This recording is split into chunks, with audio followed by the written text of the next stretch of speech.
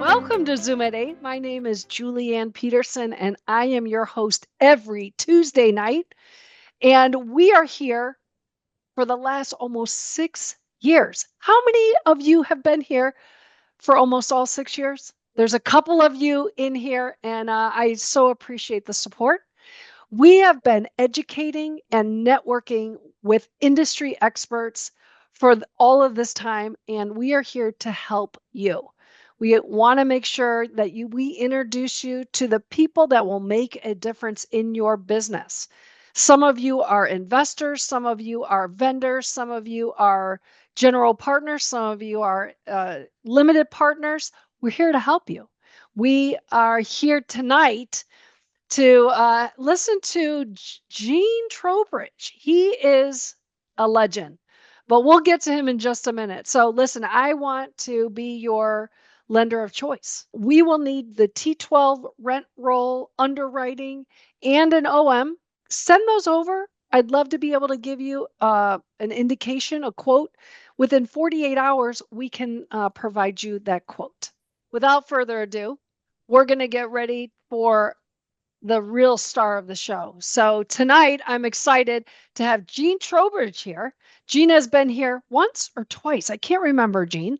Once, Julianne. Okay. Well, it's because you got such a magnetic personality. I just want to be around you all the time. So, Gene has been in commercial and investment real estate business continuously since 1972. There are some of you who were born before then. Easy, gentle. And those of us that have been born before then, we really know and resonate with Gene. And you know how special he is because he was awarded the CCIM. This is one of the highest designations in 1977. He continues to teach after 40 years of it. He's a member of the California Bar, the founding partner of Trowbridge Nieh, I think that's how you say it, LLP. He concentrates on syndication of commercial and investment real estate, both on the debt and equity side.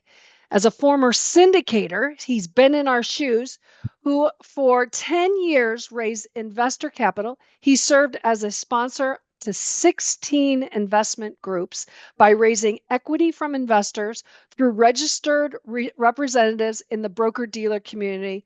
He once sent out, get this, 1,676 K1s in one single year.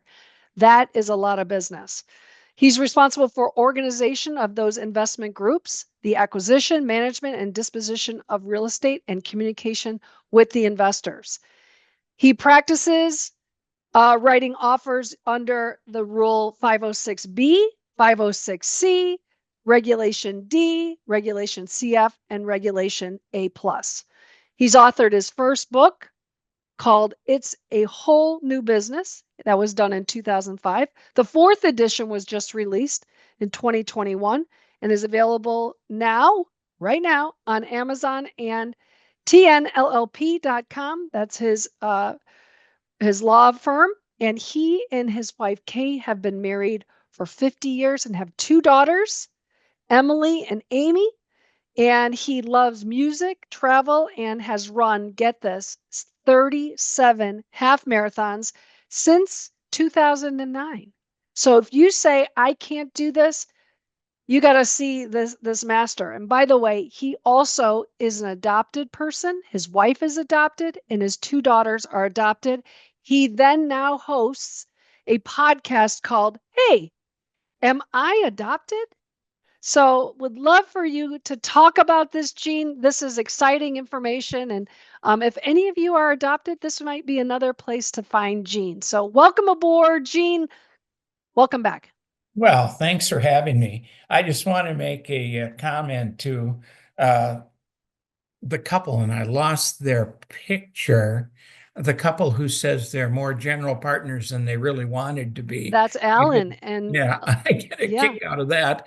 But one of the common questions I get, and I host I host a lot of what I call homework calls, where people call and say, well, I'm thinking about this. What should I do before they really get into it? And my favorite call is someone who says, I've been a passive in 20 deals, and now I want to be the general partner, the managing member. And I always let them finish that sentence and let the room go dark. And then I come back with the best question of all: why? If you're successful being a passive, just be a passive. That's all there is to it, because being a sponsor is so much more about people than it is the real estate. And as Julianne said, 1,687 K1s drove me in 1 year, drove me from being a syndicator to go to law school when I was 45. I came home to Kay and we sat around the kitchen table and I said, I've had enough of this. I'm going to do something else. So I went off to law school, and now I've been practicing securities law for over 30 years. It was good change for me. I had just had enough, so I had to laugh when that couple said that. So that's good. One thing I do want to say here is that this business has ups and downs, and Julianne was polite enough to tell all of you how long, or let's put it this way, how many times I've been around the sun. I've been around the sun 77 times. And in those times, I've been through, the 78 crash, the 81 15, 16% interest rates, the 86 Tax Reform Act, 94, 2008, 2012, right now. I've been through all of them. And it's just a cycle. It's just a cycle. It's just a cycle, up and down and up and down. And other than government interference, which would have been the 86 Tax Act, my feeling is that financing is the culprit.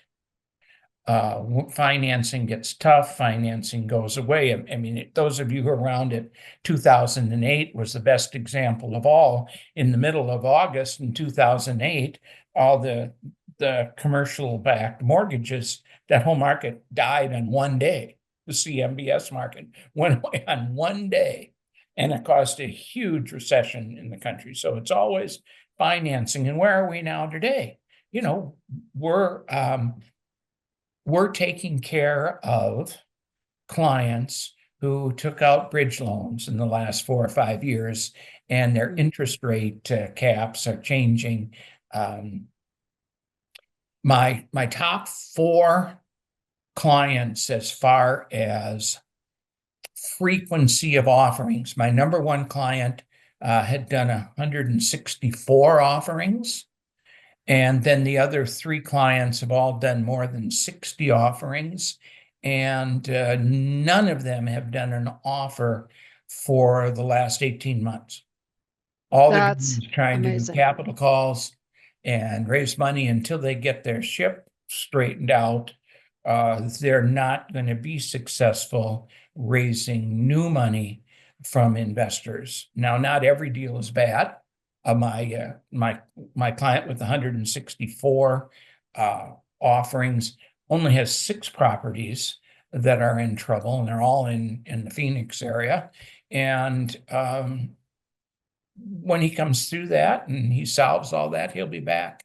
He'll be back into it. But right now, it's trouble. The SEC gives statistics out every year, and they've just released the statistics for 2024, and the amount of money in private placements, which is what we're talking about, primarily Reg D, but the money in private placements that was raised last year was $3 trillion, a lot of money, but that was down from 4.2 trillion in 2003.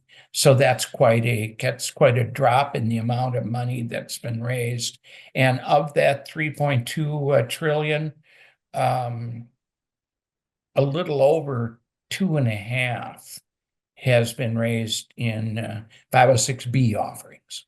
The giant of the private placement industry is 506B offerings, not 506C and not Regulation CF, but 506B offerings. And the more deals you do and the more clients you get in your, and I'm going to date myself, in your Rolodex, the more clients you get in your Rolodex, the less likely it is you have to advertise for new clients. So 506B is really where it is. In fact, I was doing some research this morning, and we've had, I think, 826 clients since 2014, and 3 of them have done more than 3 506Cs. That's all.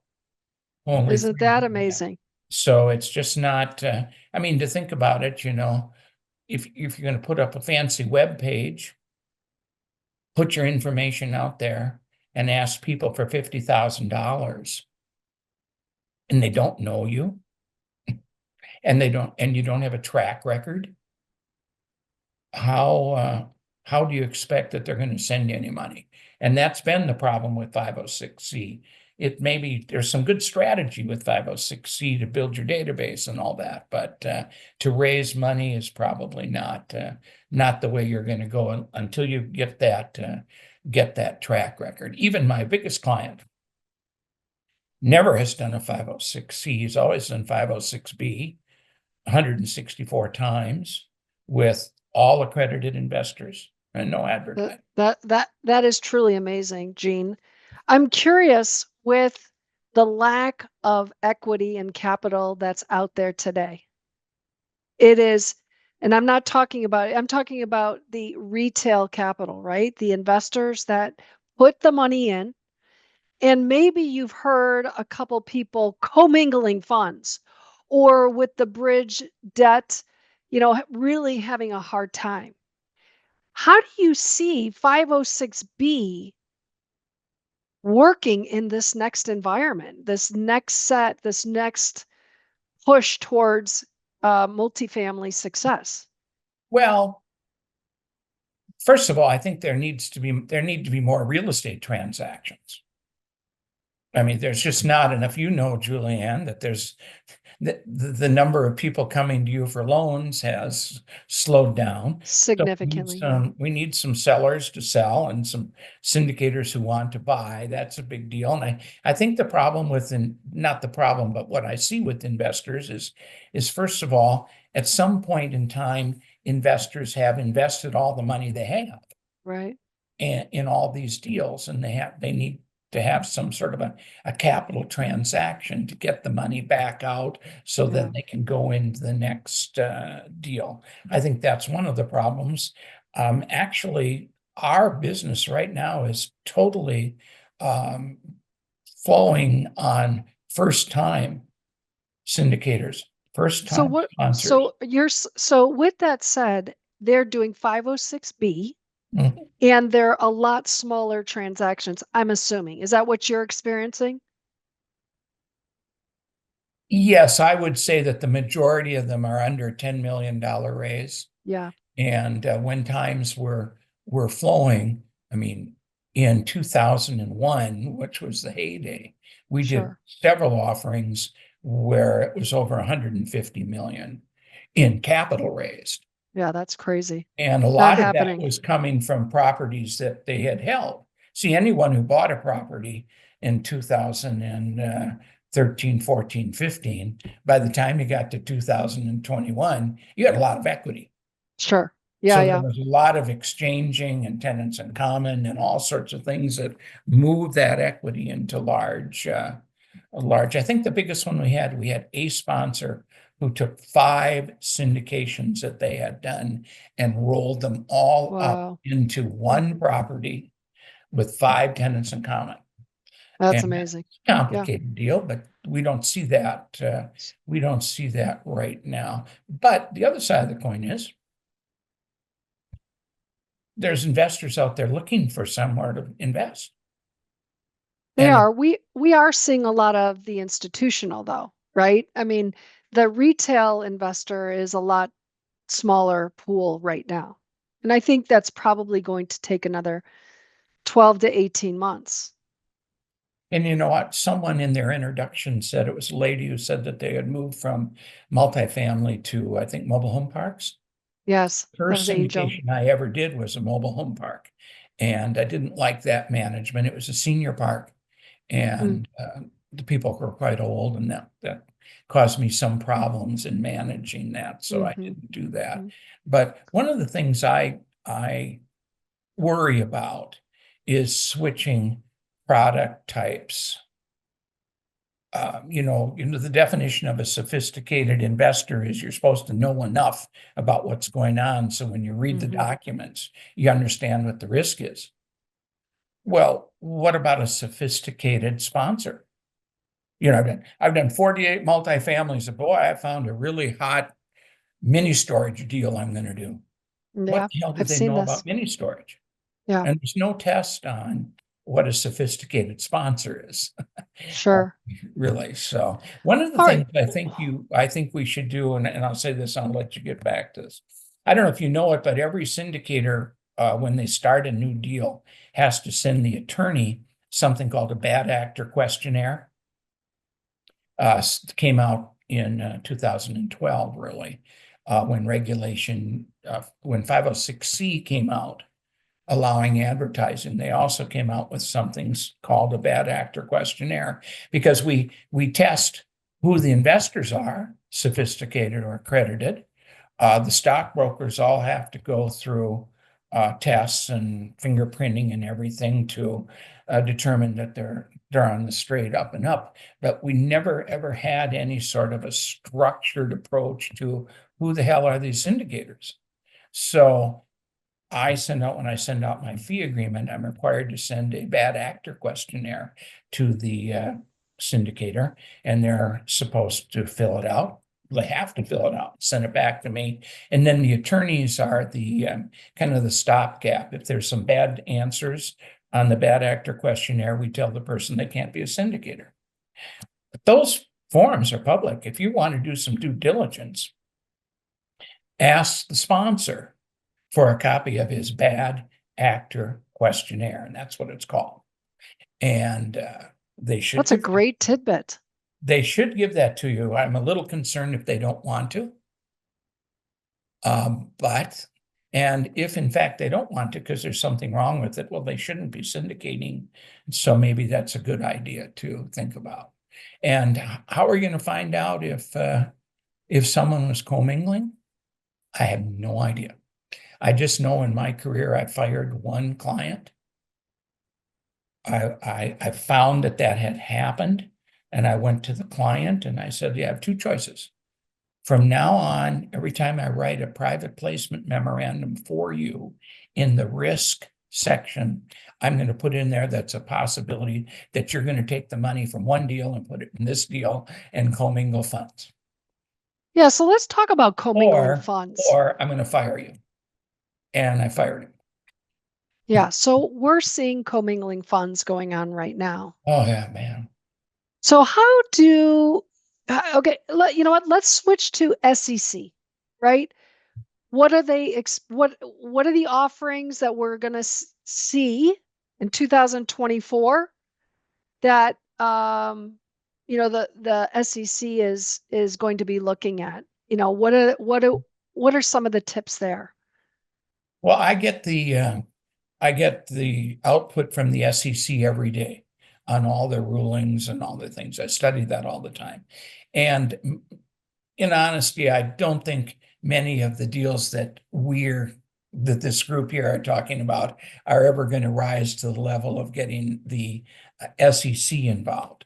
I think that they're going to be local lawsuits. Fraud doesn't have to be security, it's just contract fraud.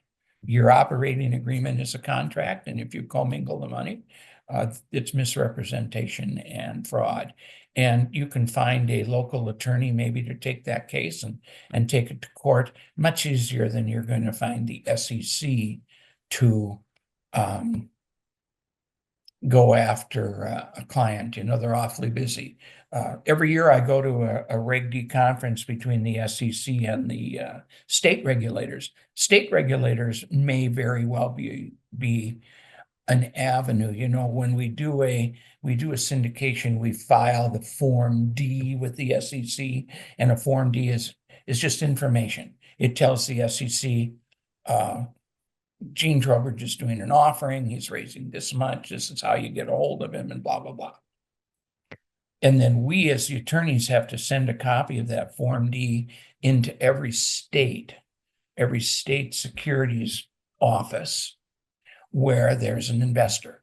Because if you are a syndicator are going into Illinois to raise money from an investor, Illinois wants to know about that because you're dealing with their citizens. So we have to send a copy of the Reg D, a letter, and a check to the states. And so they have all the regulations. So when I am asked by a passive who calls me, where should I start? I say you should start with a local attorney who's involved in contract law and who might very well have access to the state regulator. And I just don't think you're going to get into the SEC, Julianne. I just don't see that. You know, I have heard and seen some statements on Facebook whereby some people who are going after some education programs, and they are being interviewed by the FBI and the SEC. Mm-hmm. So I understand that they're getting some calls from some unhappy people. But, you know, at the end of the day, if there isn't any bad behavior, this commingling, that's aside. Where we're at today and what the phone calls that you're getting from operators that have put bridge lending on these deals and they're having a tough time. We're doing some modifications. What are you finding? Are you having some success? Are you having to kind of throw the keys at the lender to say, we can't do this anymore? Are they open to doing modifications? And do you think this is where the opportunity is for the people in the room, people that are listening to this podcast? You know, what's going to happen with these deals? Well, you take Steve Smullen, for example, who introduced himself as someone who works with distressed assets. He's the type of person that would get involved there. My role is really after the sponsor has talked to the lenders and has realized the trouble they're in, the sponsor will call me and talk to me about what does the document say about capital calls? Yeah. And, you know, surprisingly, they never read it because there's years and years and years you don't have to read the documents about capital calls. But all of a sudden, it's the real goddamn thing, you know? And so you have to go through an education with them on capital calls. And most offerings allow the sponsor to, with some sort of a vote, have a capital call from the existing investors. Most offerings allow the manager to make an advance. Most offerings allow the sponsor to go to third parties and borrow more money. And some offerings, and the offerings we write, have a provision in there that if there's a capital call approved and it doesn't meet the targeted raise, that the sponsor can go and ask existing investors and new investors to invest, and allows the sponsor to give that new money a priority return, payback first, and maybe even some sort of preferred equity. And so, from my standpoint, Julianne, my problem is, and what I always ask for is, I'd like to see the letter that you're sending to the investors. I'd like to see the disclosure you're giving to the investors. Are you telling the investors that this is bad money after good money? Mm. Are you telling the investors there's a chance that if we save this right now, it'll be okay? Or are you telling the investors what we're saving is right now and we're going to be back with you a year from now? And what are the possibilities that this is going to turn out right? And I think that the sponsors have a huge risk in full disclosure, a Yeah. huge risk. Yeah. But we really seriously haven't seen that many properties actually go back. At least well, Yet. I'll just make a point that we haven't seen that many. Not like 86. Yeah. 86 was devastating. 2008 was devastating, but there hasn't been that much blood in the streets yet. Do you foresee that coming in the next year, I 2 think we years? have Yeah. the people that I talk to, Yeah. the clients that I talk to that have deals that are facing capital calls and everything, say there's another maybe 18 months of this ahead of us, and then it should all be worked out. Yeah. I think you're right. All right. Let's talk about the 3 changes that you see coming on the horizon. Okay, good, good. Well, let me say it a little differently. What would I be looking for? Because none of these things are actually set in concrete to happen, but in the horizon, the first thing I'd be looking for is figuring out if the government is actually going to extend the current tax laws.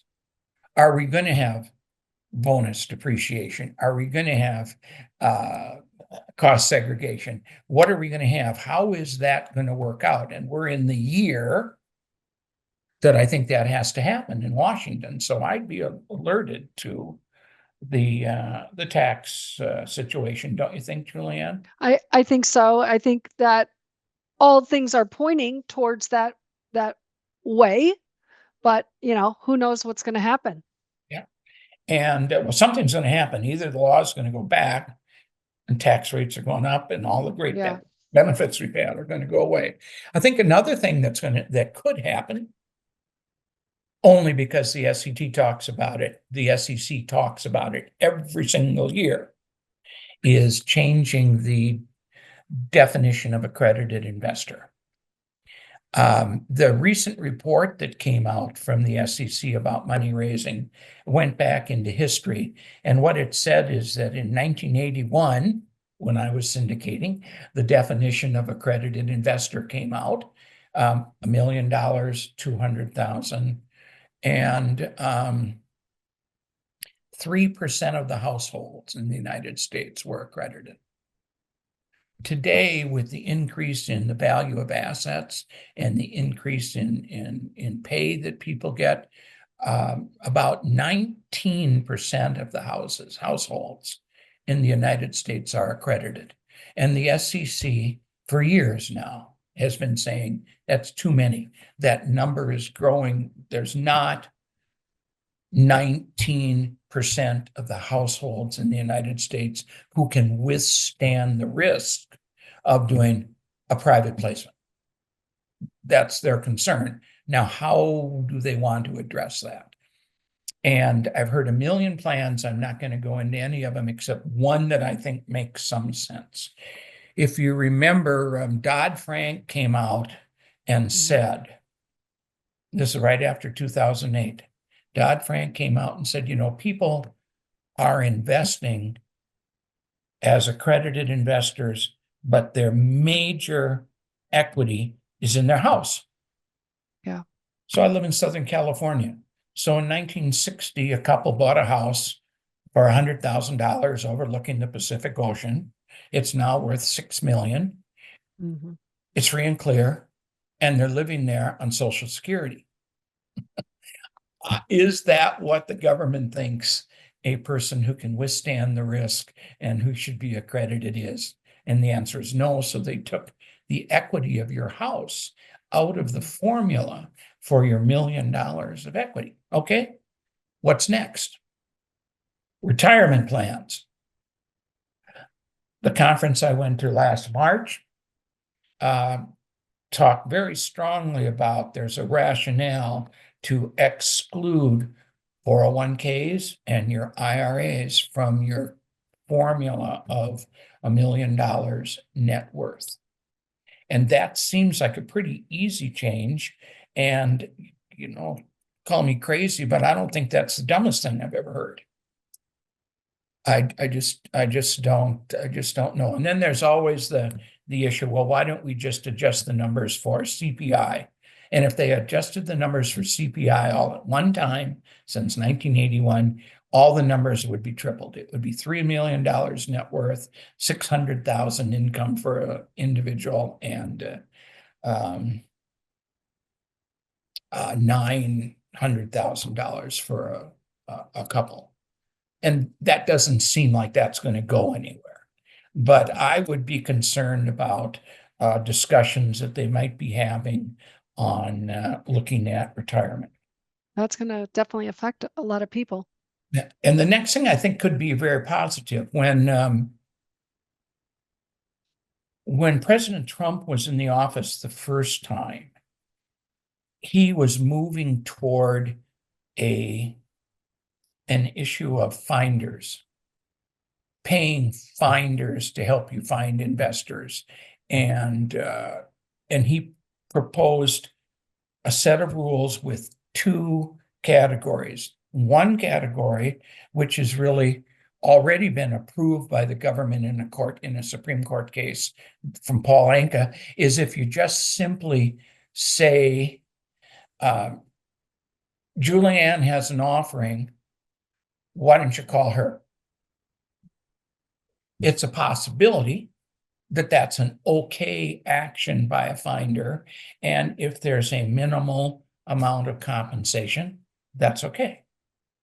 The second one was, hey, I've looked at Julianne's offering. I've analyzed the real estate. I've analyzed the number. I've kind of done my own due diligence. I think it would be a good offering for you. Let's see if we can put you in touch with Julianne and get you to invest in her deal. That's quite a bit down the line. That sounds like what a stockbroker does. Sure. And as it ends, neither one of those, well, the second one certainly didn't go anywhere, but it's still written and it's still there. And so one of the questions I might look at, along with, is a tax law going to change? Along with, is accredited investor definition going to change? Are we going to have some action, and is the president going to retrieve his concept about finders? And that would be interesting because there are too many people out there doing fund to funds. Absolutely too many people doing fund to funds. So what is your thought on fund to fund? Well, I think it's very risky. It's very risky for the sponsor, who has Gene Trowbridge walk up and says, I can raise $1 million and I can bring it in your deal. And the sponsor doesn't have any idea who my investors are, how I raised my money, what did I do, what did my PPM look like? I think that's very risky. And then, let's talk about that for a minute, because a lot of syndicators like to have funds come into their deal because they have one person instead of 14 other people. Instead of 1,687 K1. Sure, I get there you that. go. I sure. get that. But there's a problem with all that. If the underlying fund to fund, something goes wrong in there, an investor sues that person, that's going to go into your lawsuit as the sponsor. It's going to flow right up, and vice versa, it's going to flow down. I'm particularly concerned about paying a fund to fund manager to raise money for you. And the reason for that is the rule. I'm trying to remember exactly the rule is. The rule is that there's no transaction-based compensation allowed unless the person being compensated is a registered broker-dealer. Broker-dealer, yeah. So what? So you're not a registered broker-dealer. You raise money from people and the sponsor pays you. If the deal goes bad, the people can sue you for rescission. They don't even have to go to the sponsor of the deal. They can go right to you. You raised $1 million.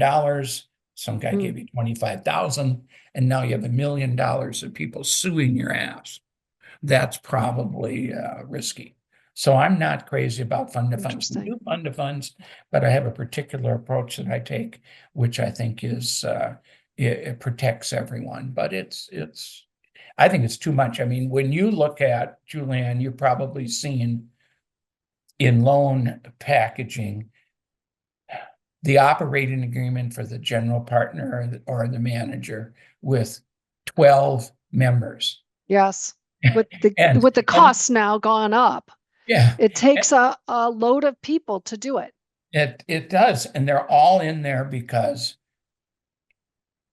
if they qualify as an issuer, then maybe they can get part of the deal. But no one needs 12 people in a deal. They're all there to raise money. And I think Yeah. that's especially trouble. And how as the lead sponsor, do you know what each of those 12 people are saying That's when right. they're out there and to raise money? But Gene, here's the challenge, I think, and then we're going to wrap this up. The challenge in today's market is these deals are costing much more than they were in 2008, 2010. Even in 2014, we saw 3 people on a deal, like a general partner. Then in 17, we added 4. And then in 20, we had like you say, 10, 12 people on a deal.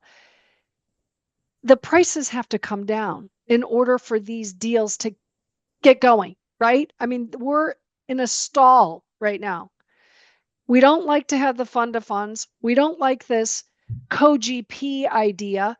How are these deals going to get done? I saw Paula put in there private money. How are people going to get these deals done? How are we Private going to? equity, that's fine. As long as private equity isn't a security.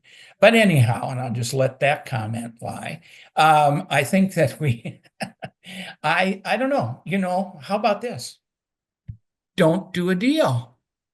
How about that?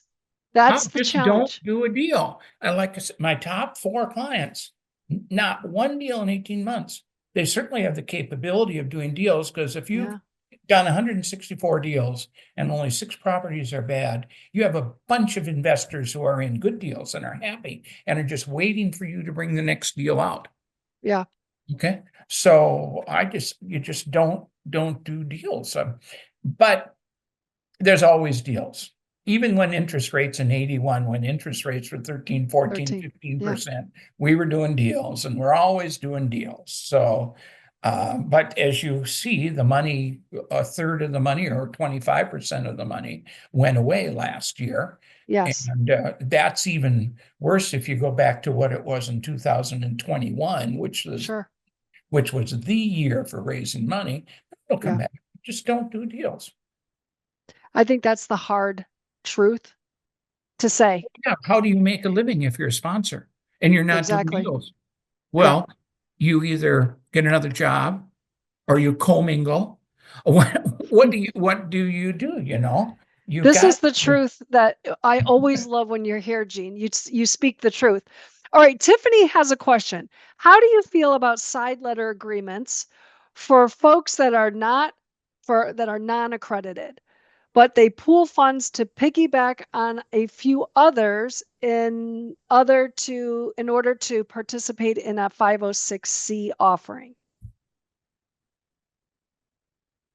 Well, I don't think you can do that because in 506c, there are like 12 ways you can be accredited. And one way you can be accredited is if you put together a group. Right? Or a fund. Let's say that the sponsor says our minimum is $500,000. We want $500,000 as a minimum investment from someone, and you don't have it. So you get 5 of your friends to put in $100,000 and you do that. Well, the sponsor needs to look at that group and make sure every one of them are accredited. But they're not. So a side letter is no. If this entity, whatever this is made just to invest in that deal, everyone has to be accredited. That's one issue. If your group has $5 million, but has been around for a while, the group is accredited. The entity is accredited, so you don't have to worry about that. And the other thing I'm going to say about that is a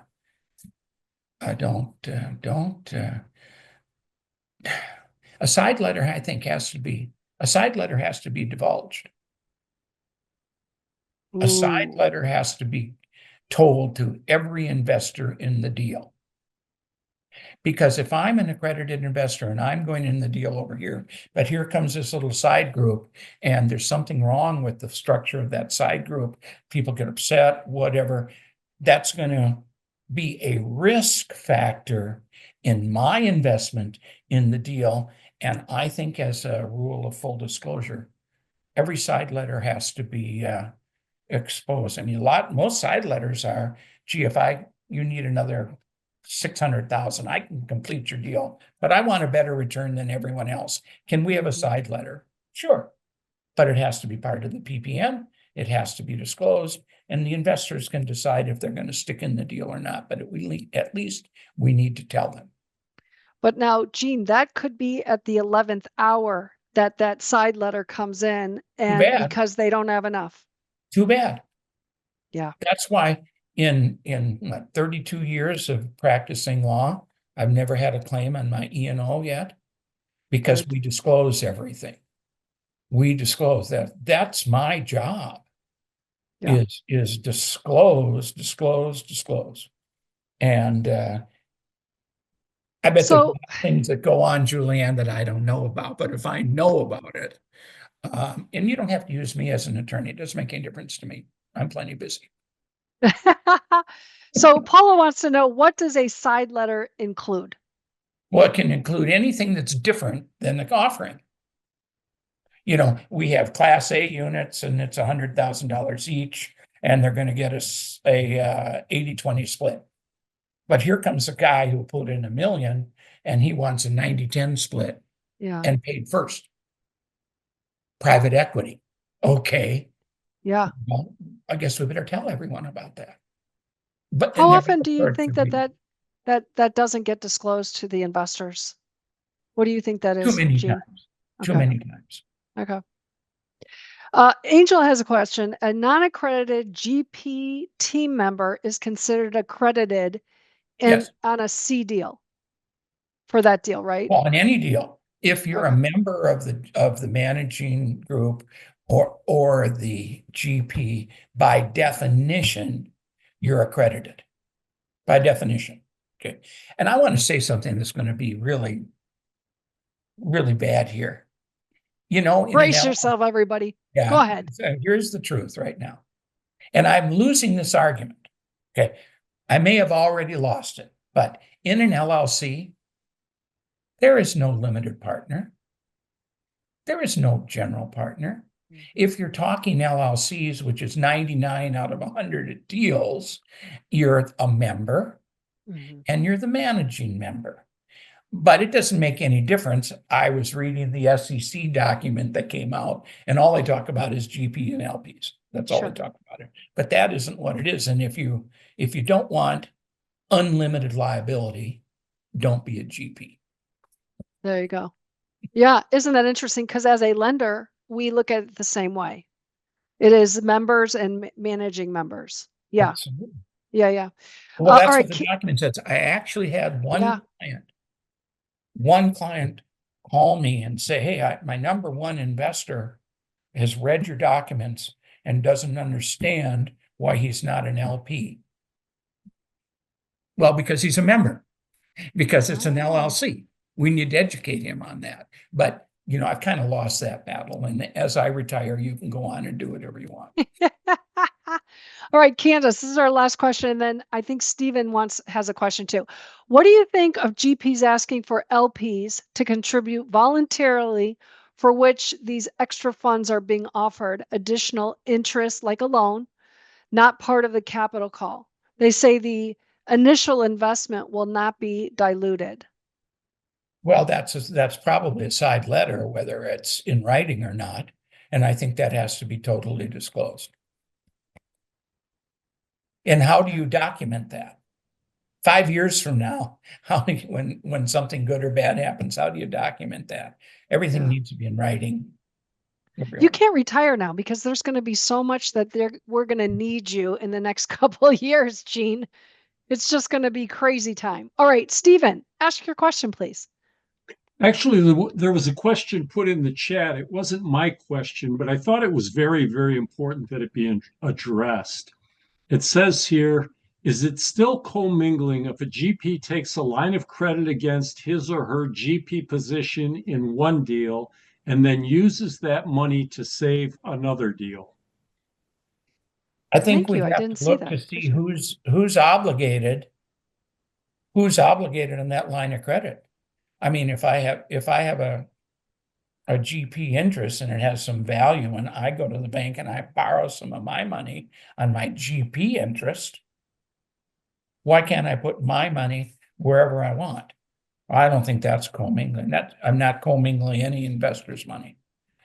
It's just if you've got $3 million sitting in the bank over here in this fund, waiting to do all the air conditioning and all the work that you're going to do when you redo the business, the property, and you take $1 million out to solve this payment in another fund, and it's the investor's money, then I think that's commingling. But I don't think commingling has anything to do with. I mean, I'm looking at the documents.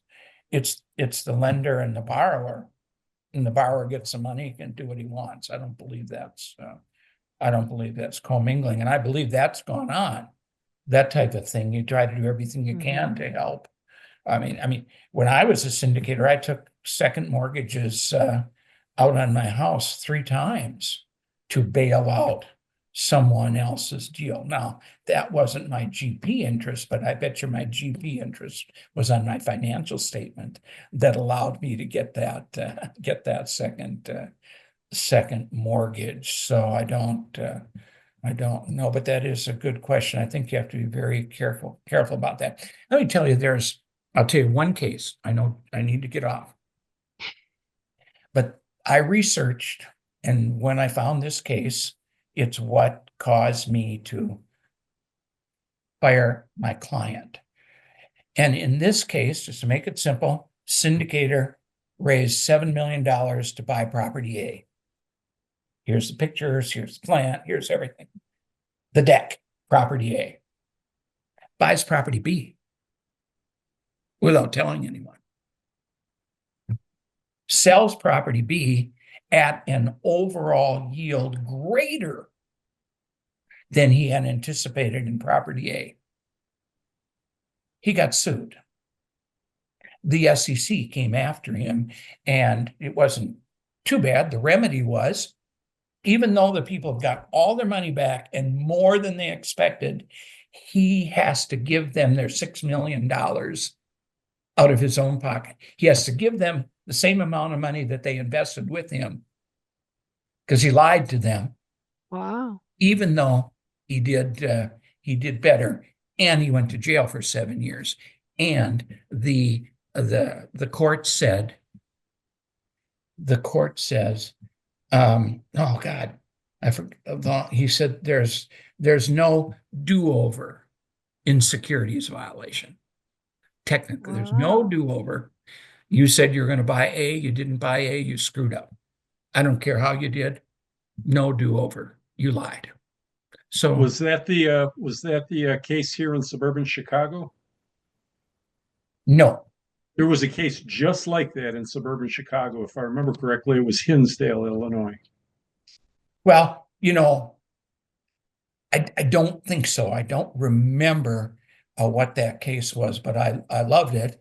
And when I was sitting with my client and said, I know you've taken the money and everything. Oh, I'm going to put it back.